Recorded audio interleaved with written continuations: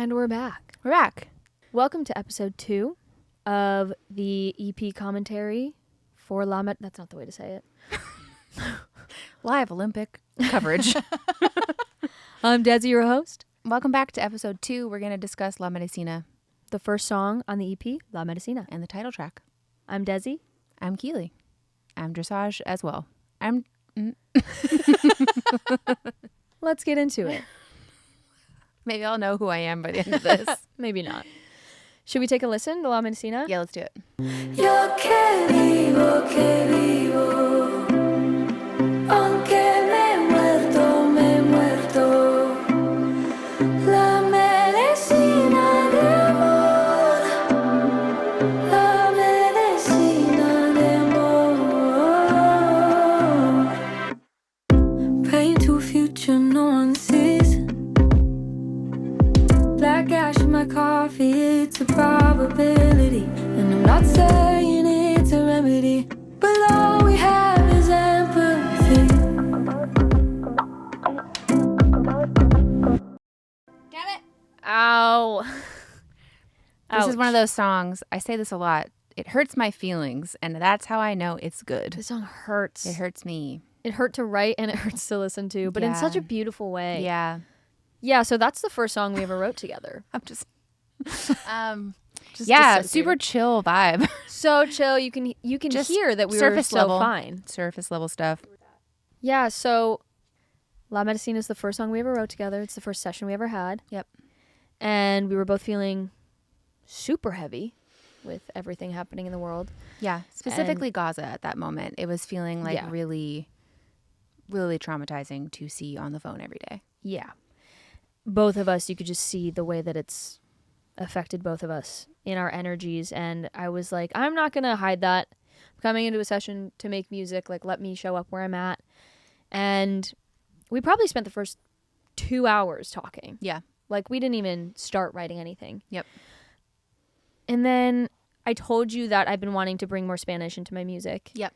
And I was kind of like, we started the song with that idea, just being like, oh, let's find like a Spanish poem or something and turn it into like a kind of lullaby or mantra or spell or something like that. Because we had this whole conversation about how songs feel like spells. Yes. And I feel like they have that kind of power. Yeah.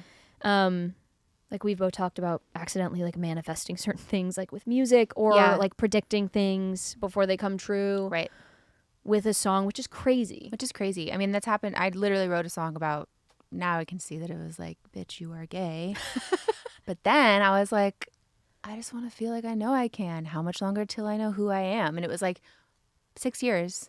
You will be dating a woman. Crazy. Oh my God. Yeah. So it's, that there's a lot of experiences I've had with my songwriting and my artist project that show up in a way that surprises me down the road. And I'm Yeah. like, wow, my intuition, which is like the most pure artistic voice within me, is like, it does know. It's tapped into something. Yeah. For sure. And we were kind of like, can we like harness that a little bit? Like instead of just accidentally writing something, like can we be intentional? Yeah. So I found this poem by, I'm Cuban, very important, and I've been wanting to bring my heritage a lot more into my music and like sing in Spanish and like do, Have you released anything in Spanish before?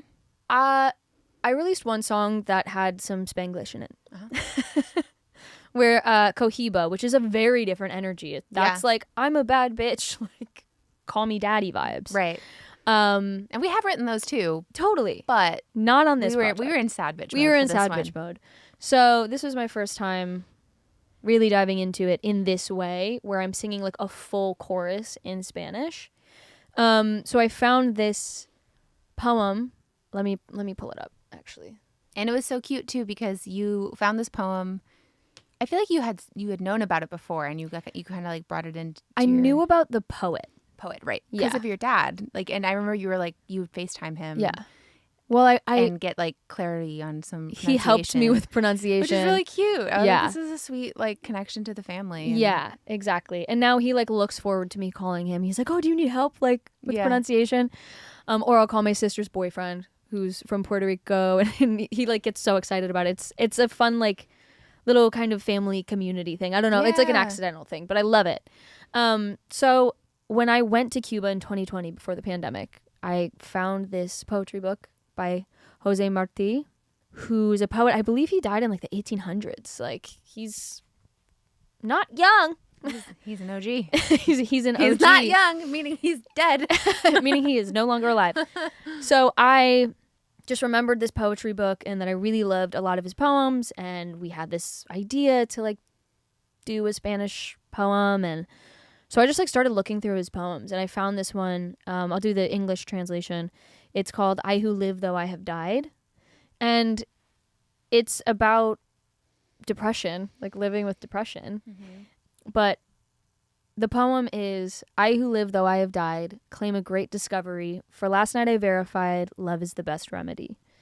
And then it goes on to be religious, which I am not. So we cut out the second half. We're like, bye. We're like, this first half is perfect. Yeah, we'll take what we like here. Yeah.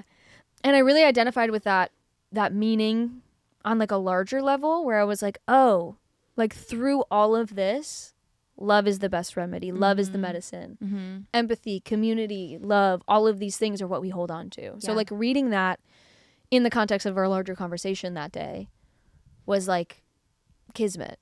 I was Totally. like, oh, this is the one. Yeah. Well, and it was also, I like how much it's like, it's really talking about life and death and that duality of like, there is, I actually kind of like how morbid it is. It's And so morbid. yeah, we were feeling pretty morbid. We were feeling very morbid, but it's like, what do we find to hold on to? Yeah. Through the morbidity, through the darkness, through all of this heaviness. And that felt like a really, really beautiful moment. Yeah. Finding that, and like, even on a larger scale for me as an artist and as a person, like finding that poem, writing that song, focusing on like love is the medicine has been kind of it's been like a guiding light. Yeah, absolutely. In a way. Right. And I think it was cool to see you like really realign with that part of your family history. And, you know, since then we've also like written a fun kid song in Spanish, which is just like also really cute. And it's just, I think it's really cool to, like, for me, that was really an honor to like be able just to create space to do that. And I think that starting the song production wise and writing wise, like I'm such a fan of contrast within songs. And so starting with this really lush, beautiful, romantic, you know, Spanish is such a beautiful language, much prettier than English. And so starting with this like pretty legato melody, really like open flowy thing, especially once we add strings, which Tiger Darrow did, which she just murdered it. Absolute icon. We love her. And then sucking right into that verse and getting really, really crystal clear and focused and saying like some pretty hard truths that we were experiencing. Yeah. Like, I'm praying to a future no one sees, which is just like, that's crazy. I think that day you were like, I don't even know if I should invest. Like, is there even going to be banks? Yeah. No, I was like, it's all crumbling around us. Yeah. There is no future. What are we doing? There's no future. You can hear us like processing it in the lyrics. Like, so praying to a future no one sees, black ash in my coffee, it's a probability. And I'm not saying it's a remedy, but all we have is empathy. Well, that's like the hopelessness with a light at the end of the tunnel, where it's like, that's the thing that we have. Yeah. It's not even a light at the end of the tunnel, because that's not what it is. No, because but I think it is like it's like a glowing soft salt lamp that you can cuddle up to. It's a salt lamp. Because it's like, if I have empathy for somebody else who's going through something hard, they're going to have empathy for me. And that is like the whole foundation of mutual aid and how we take care of each other. Yeah. And we cannot rely on these upper hierarchical systems. Right. Built to never include everybody in empathy. It's not empathy for all. It's like torture for a lot. Most. Yeah. So it's, we don't care about most unless you can bring us profit. Right. And I think like you making the space for this song was huge for me, because in so many sessions I've gone into, I'll be like, I'm dealing with this emotion. They're like, I don't want to deal with that. I don't want to process, like, the other people in the room. It's too heavy for them. So it takes a very specific kind of person, and no shade to those people either, because I get it. Like, it is heavy. It is a lot. But to like find somebody who's like, let's dive into that. Like, what is that? Well, and it's like the truth. It's just the songs are going to resonate with people because it's telling the truth. Totally. And listeners are and it's a hard brilliant, truth. and they can hear that. Yeah. They can hear when you're being honest. It's a very uncomfortable truth. So sucking into the verse for me, production wise, I really, really love kind of, we wrote it. It's mostly like a programmed drum beat, and there's like some Foley sounds, and there's like a sample-y talking thing I added in, but then mostly it was on this baritone rubber bridge guitar, which just felt really like warm and tight and Organic. Yeah. I feel like organic elements in this whole EP were huge. Totally. And then, so then we were talking about that feeling of like when the outrage of seeing children-sized body bags on our phones in Gaza, when that goes quiet, who are we? Because I think that I struggle with like, there's so many things that we've all gone quiet about because there's new horrors that arrive every day. Mm-hmm. And it's like, how do you keep the important things paid attention to and also survive it and sustain yourself? Yeah. So I liked this stanza as well. When the rage goes quiet, who are we? Trigger my kill switch, I go dark entirely. And I don't claim they have the answers, but I'd love to let myself believe. It's like this self-pacifying thing where it's like I don't have the answers, but like I have to hold on to something. I have to try. Yeah. For me personally, when I feel things so heavily and so deeply, I do shut down. I get to a point where I literally can't process anything else. Yeah. It does feel like a kill switch a little bit, where it's like the outrage is so intense and like I act and I do this and I do that and I consume and I feel it so deeply and then I can't anymore. I literally cannot feel anymore, and it just is this. Yeah. So it's like, who are we? Mm-hmm. What else is there? Like, we have to find a way to sustain. Yeah. You know, because we can't just look away. That's not good for anybody. No. But we can't. It's really hard. Yeah, we can't get lost in it. Yeah. Yeah. It's a beautiful verse. Like, I really am proud of the songwriting on this entire EP. Me too. We just got so intentional. And then the second verse. Yeah, so then we go into another Spanish chorus, which is like beautiful. Again, that like lullaby feel. Lullaby, yeah. Kind of spell of like, kind of safety. And then it goes back into the English of like, ow. Right. Honesty. Ouch. Yeah. Let's talk really quick before we leave verse 1 about how this verse hits differently after the January fires in LA for us. Oh. I was re-listening, like we were listening to mixes, and I was listening to the first line, and you know, the fires, thankfully both of our homes and areas were safe, but we both left LA because it was unsafe air quality wise, and I was surrounded, being in the valley, I was surrounded by 4 different, I think the most at one time was like 4 or 5 fires. Yeah. And just literally seeing ash fall from the sky. Yeah. And trying to finish this EP at the same time as all of this happening. Like, we were in the middle of it, and then we both had to evacuate. Right. And like, I was like finishing parts of one of the other songs from a hotel room in La Jolla. Yeah. Like, just trying to get some fresh air to breathe. But like knowing, you know, I'm sure you know people, but like I know friends of mine who lost everything in the fire. Mm-hmm. I used to live in Altadena, which is where the Eaton fire was.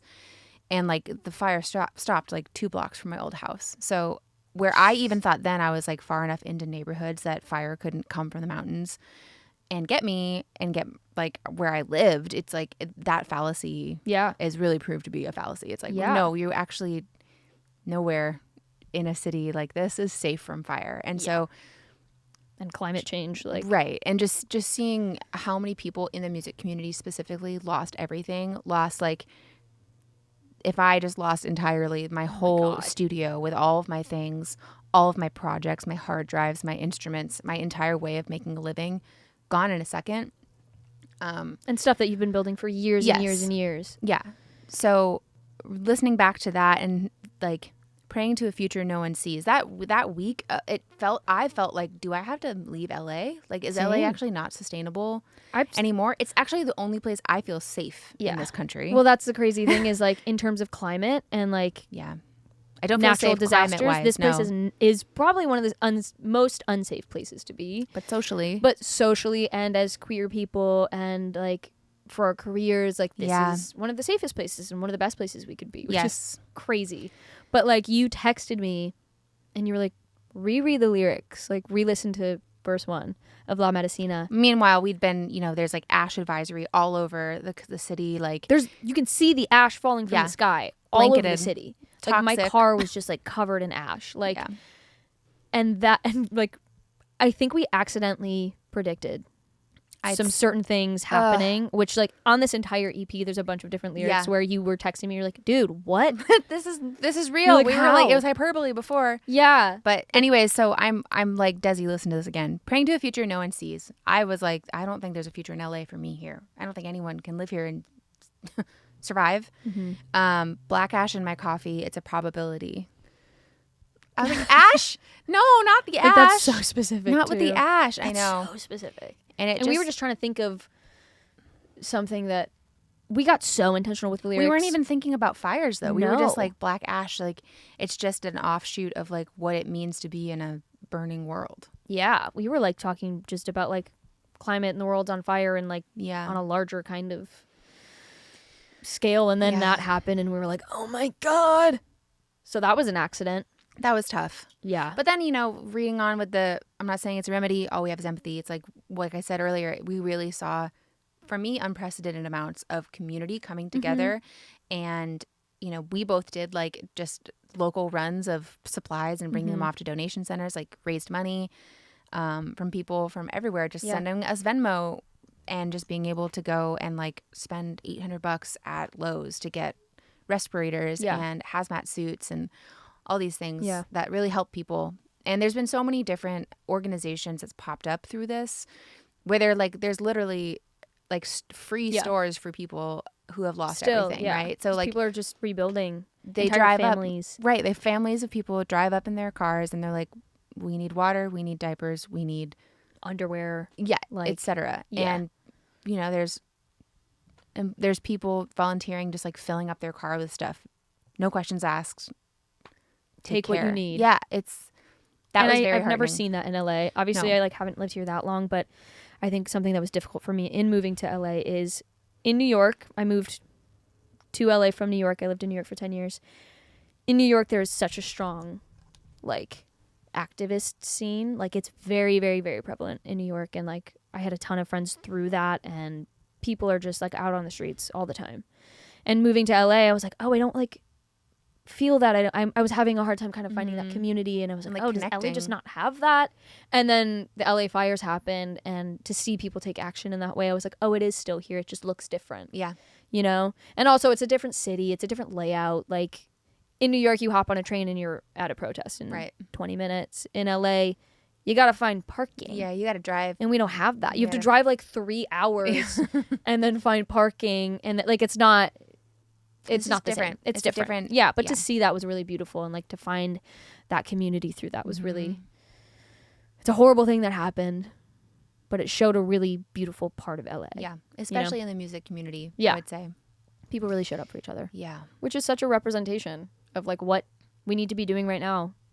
And I think that the mirage of like, we can depend on the government, it's going to help us. Like even our mayor in LA, like where the fuck was she? Like she was gone. She left before she knew that this was going to happen. Yeah. It was a possibility at least. That it was like a really dangerous possibility. Yeah. There's been no information from the city of LA throughout all of this. It feels like it really is just mutual aid. It's just people looking out for each other and sharing information. Yeah. Which is, I think once you get past the like, that's wrong, that feels bad, that feels unsafe, you're like, okay, well, I'm going to not even waste my breath like thinking that that's an option. I'm just going to go straight to community. Yeah. And I think that's the biggest thing that we have right now. Yeah. It's such a lesson on a larger scale, I think. So anyways, we, unfortunately, that had a whole new meaning to us when we revisited. Okay, so we go to another Spanish chorus. Let's go to verse 2, which I think was like, okay, we got to find some sort of... Okay, well, talk about what your therapist said, because I think that it sets up... Verse 2 sets up what kind of the outro. So in this session, this is such a crazy thing that happened in a therapy session, but it like influenced how I move forward in a really crazy way. So I had a therapy session and I was trying to process all of these emotions of like, why am I an artist? It's not doing any good for anybody. Like I should Feels like be self-serving. Yeah, I was like, I feel so selfish being an artist. Like I should be doing something that's actually making a difference. And my therapist, who has been with me through it all, she was like, have you ever seen the Titanic? And I was like, where are we going here? Absolutely. I was like, duh, first of all. Yeah. I was like, yeah. And she was like, do you remember like at one point the ship is sinking and the string quartet sits down and they just start playing? And she just looked at me and like waited for me to get it. And I was like, oh my God. And she was like, they played the music. They kept everybody calm. They like, it's so crazy, but like they provided this like almost sense of peace or whatever in this moment of absolute chaos and like terror and fear. And that was like, I'm pretty sure proven to be an actual thing that happened also. I think so. I think I've heard that. I don't know. It That might could not be lore. true. That could be lore. But the idea is beautiful. Yeah, absolutely. And that like metaphor just really, really stuck with me. And I brought that up in the session and we ended up turning the entire outro into that metaphor. So verse 2 we wrote after, that was like a second session, right? Yep. Yeah. We came back and we're like, how do we find something that like fits sort of the reality of doom in verse 1, but so the softness of like empathy and love is all we have. And then getting into how do you survive that? Like, how do you move through that? Yeah. So verse 2 lyrics are, the sun still rises in the rain. How do we reckon with the beauty and the pain? It's a self-inflicted torture. I put the world between my shoulder blades. Ah. Rude. Ouch. Ow. Stop it. That was, You don't know me. that verse took us so long to write I did. Yeah. because we were just trying to be so intentional and we Yeah. really needed to say the right thing here. And And I love that about writing with you because I think that you and I are both like, let's give it the time. if Let's take if we time. can beat it, like nothing is, I don't know. I think something that bothers me so much about writing sometimes with people is like the concept of like first thought, best thought, which I agree with. Like first direction can be a cool way to go, but I don't subscribe to that. Like, All right, let's move on. no, I'm like, We it's have good it, let's enough. move I'm on. like, but Yeah. does every single word like hit you to your core? Neither of us are it's good enough people. No, not at all. And I really Yeah. appreciate that. We will sit because- there for hours for a verse. And like this verse gives me chills. Yeah. The verse through the outro gives me chills. Like how do we reckon with the beauty and the pain? That's the biggest question. It is. The But it's- sun still rises in the rain? Yeah. It's What? the duality thing, though. I really think, like, God. And the recognition that it is, I do put the world on my shoulder blades. Like I do. it is self-inflicted a lot of times. Yeah, like I don't have to. Which is what your therapist was saying. yeah. She's like, it's not actually your job to fix She's it, like, but you can, literally can't fix it. Yeah. Find what you can. Like Yep. find what you can do.